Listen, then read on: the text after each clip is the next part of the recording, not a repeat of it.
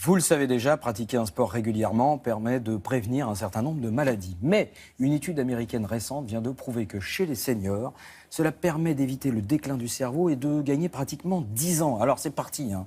Granny et Papé, il faut prendre les baskets, on y va et on va suivre Christelle Ballesteros qui va nous expliquer tout ça. Conserver des capacités cognitives performantes tout au long de la vie, c'est ce que nous souhaitons tous. Certains misent sur l'alimentation, d'autres misent sur des activités intellectuelles, mais nous oublions trop souvent que le premier facteur de prévention reste le sport. Alors justement, une nouvelle étude scientifique publiée dans une revue qui fait autorité vient de montrer que l'activité physique régulière permettait aux seniors de conserver un cerveau plus jeune de 10 ans. Explication du professeur Saint-Jean.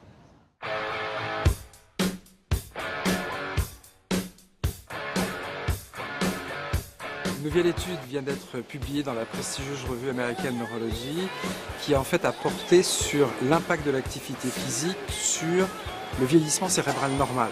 Il ne s'agit pas de sujets qui sont malades, mais des sujets qui ont une vie normale et on établit une corrélation entre leur fonction intellectuelle, mesurée au bout de 5 ans, et l'intensité de leur activité physique.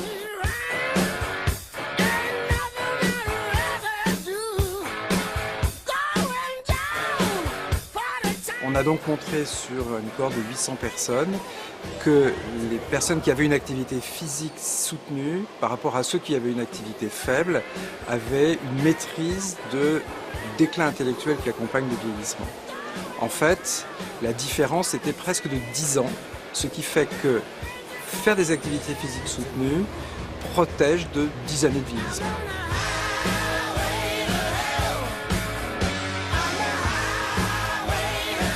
Les mécanismes qui expliquent cette protection vis-à-vis du déclin cognitif physiologique sont compliqués, multiples, mais on commence à avoir une vraie certitude sur 3 points essentiels.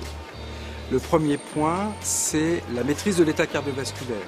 On sait très bien que faire de l'activité physique améliore l'état des artères, du cœur, et que par définition, c'est profitable à tous les organes, donc au cerveau.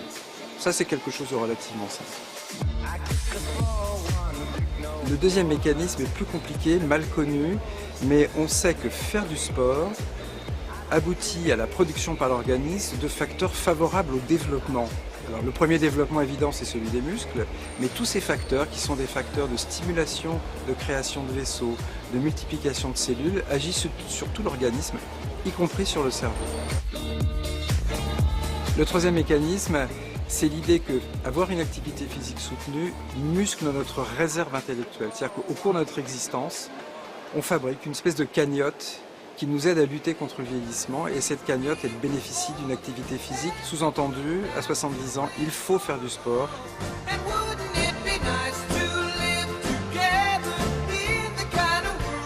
Cette étude montre que l'activité physique utile pour le cerveau est une activité qui est soutenue, régulière, et associée au plaisir, car il faut la faire d'une manière permanente et seule une activité plaisante est faite de manière permanente.